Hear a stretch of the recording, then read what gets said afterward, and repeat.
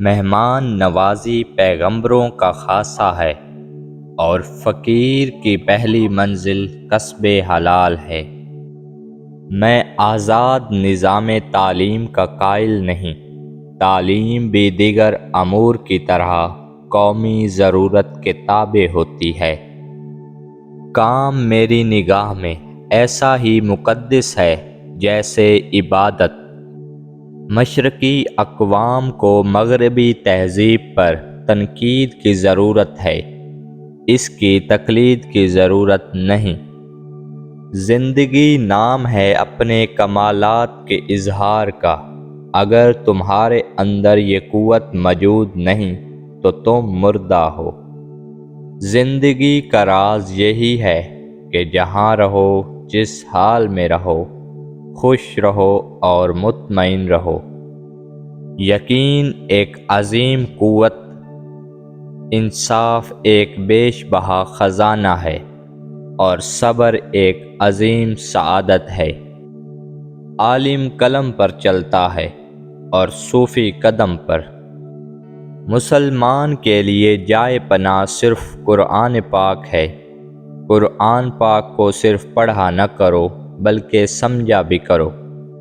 غریب کی بھوک صرف اس کی جان کھا لیتی ہے، جبکہ بادشاہ کی بھوک تو ملک و سلطنت کو کھا جاتی ہے۔ اگر آپ کو زندگی کا راز معلوم ہوتا تو آپ بھی محبت کے سوا کسی اور ساتھی کا انتخاب نہ کرتے۔ قومیں شاعروں کے دلوں میں پیدا ہوتی ہیں، ترقی کرتی ہیں اور سیاستدانوں کے ہاتھوں مرتی ہیں۔ جو شخص اپنی عظمت کے گیت گائے وہ ہرگز عظیم نہیں ہو سکتا۔ تجربے سے معلوم ہوا ہے کہ لوگ اخلاص اور دیانت کے بہت دشمن ہیں۔ قطرہ دریا میں مل جائے تو وہ قطرہ نہیں رہتا۔ مومن ریشم کی طرح نرم اور فولاد کی طرح سخت ہوتا ہے۔ جو مسائل انسان نہ حل کر سکے، قدرت انہیں حل کرتی ہے۔ مسلم وہ خاک نہیں کہ خاک اسے جذب کر سکے، یہ قوت نورانیہ ہے۔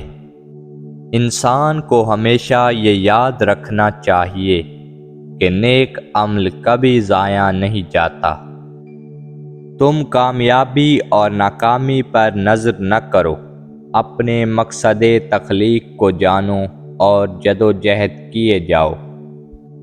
اگر آدمی بننا چاہتے ہو تو بنی آدم کا احترام کرو۔ تمہاری ساری پریشانیاں تمہاری خواہش کی وجہ سے ہیں۔ خواہش چھوڑ دو، تمہیں سکون ملے گا۔ مسلمان کی حقیقی اساس توحید اور ختم نبوت کے عقیدے پر ہے۔ ہر شام کا ڈوبتا سورج ہمیں یہی درس دیتا ہے کہ مغرب کی طرف جاؤ گے تو ڈوب جاؤ گے۔ تیری ذلت کا اصل سبب یہ ہے کہ تو نے قرآن کو چھوڑ دیا اور زمانے کی گردش کرنے لگا۔ انسانی پیدائش کا مقصد تسخیر کائنات ہے۔ تنہا محسوس نہ کرو، ساری کائنات تمہارے اندر ہے۔ راستے پر چلنا شروع کرتے ہی راستہ نظر آنے لگتا ہے۔